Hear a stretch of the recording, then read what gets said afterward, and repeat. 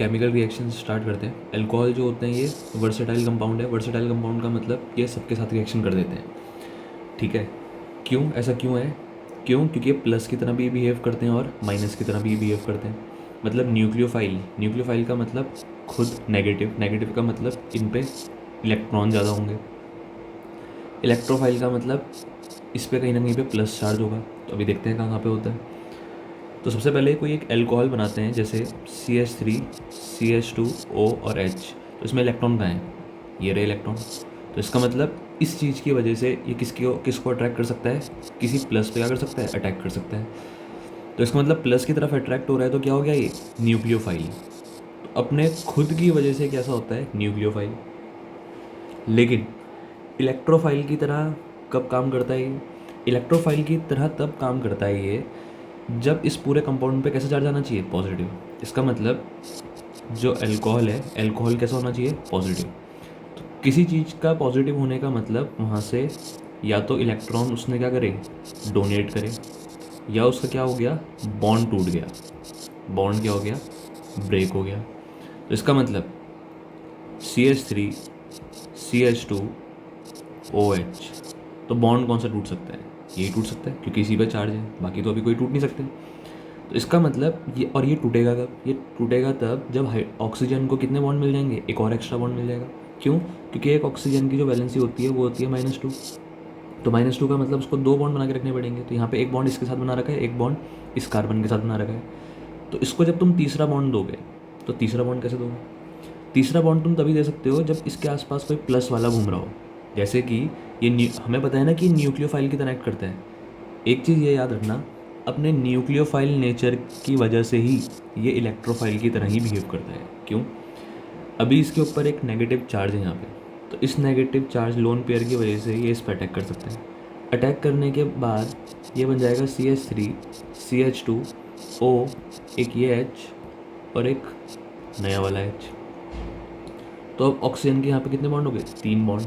3 bond का मतलब इसके ऊपर प्लस आ जाएगा। तो प्लस आने का मतलब ये यहाँ से इलेक्ट्रॉन को ले जा लेगा। तो इलेक्ट्रॉन को जब ये ले जा लेगा तो इसके ऊपर चार्ज कैसा बचेगा? प्लस। तो क्या बन जाएगा? CH3 CH2 plus. तो ये किसकी तरह एक्ट करेगा? जो किसी नेगेटिव चार्ज को अट्रैक्ट करेगा। तो नेगेटिव चार्ज को अट्रैक्ट करने का मतलब इलेक्ट्रोफाइल। तो कहने का मतलब ये है, अपने न्यूक्लियोफाइल की वजह से ही इसके बाद में क्या सा नेचर दिखता है? इलेक्ट्रोफाइल। तो इसके दोनों नेचर होते हैं, न्यूक्लियोफाइल भी और इलेक्ट्रोफाइल। तो सबसे जो मेन नेचर है वो है न्यूक्लियोफाइल, ठीक है। जब कोई तीसरी चीज़ को अट्रैक्ट करेगा अपने पास, तभी पहले वाले बॉन्ड टूटेंगे। तो उसने क्या बोला?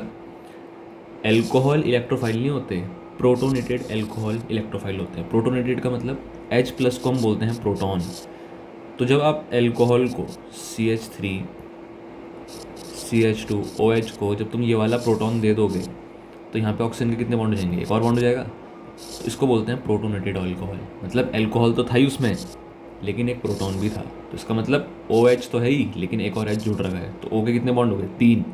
तो ऐसा जो अल्कोहल होता है वो अपना OH बॉन्ड को तोड़ देता है कार्बन से, तो जिसकी वजह से प्लस बन जाता है। एल्काइल ग्रुप के आगे क्या आ जाता है? प्लस। तो उसी को क्या बोलते हैं? इलेक्ट्रोफाइल। तो based on the cleavage of OH bond and CO bond, तो इसका मतलब यहाँ पे जो है 2 तरीके के बॉन्ड टूटेंगे। 2 तरीके के बॉन्ड कौन कौन से टूटेंगे? अगर न्यूक्लियोफाइल की तरह एक्ट करेगा तो कौन सा बॉन्ड टूटेगा, और इलेक्ट्रोफाइल की तरह एक्ट करेगा तो कौन सा बॉन्ड टूटेगा। तो सबसे पहले तो ये जानना ज़रूरी है कि जब न्यूक्लियोफाइल की तरह एक्ट करेगा तब कौन सा बॉन्ड टूटेगा, और जब इलेक्ट्रोफाइल की तरह एक्ट करेगा तो कौन सा बॉन्ड टूटेगा। उसको देखते हैं ज़रा।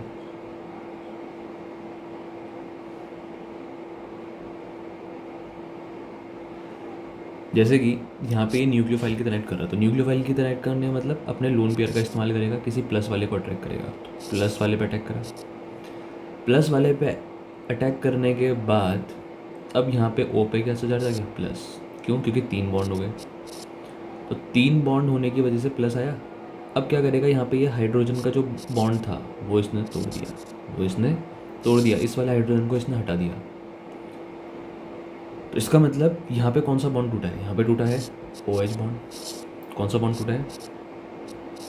OH बॉन्ड ब्रेक होता है जब एल्कोहल न्यूक्लियोफाइल की तरह एक्ट करता है।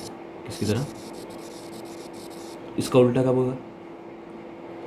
अब इसने क्या बोला कि यहाँ पे इसने दोबारा किसी प्लस वाले पे अटैक करा, तो प्लस वाला इस बार दोबारा हाइड्रोजन थे, तो OH2 बन गया। तो OH2 ने क्या कर दिया, यहाँ पे ऑक्सीजन के ऊपर दोबारा प्लस चार्ज आ जाएगा, तो ऑक्सीजन के 3 बॉन्ड हो गए, तो इस बॉन्ड को तोड़ देगा ये कार्बन वाले के साथ। तो कार्बन वाले के साथ तोड़ेगा। ठीक है, एक चीज़ और याद रखना कि ऐसा क्या हो रहा है कि यहाँ पे भी प्लस वाला जोड़ा और यहाँ पे भी प्लस वाला जोड़ा, बस यहाँ पे कार्बन था प्लस, और यहाँ पे जो प्लस वाला ऐड करा वो कौन था? हाइड्रोजन।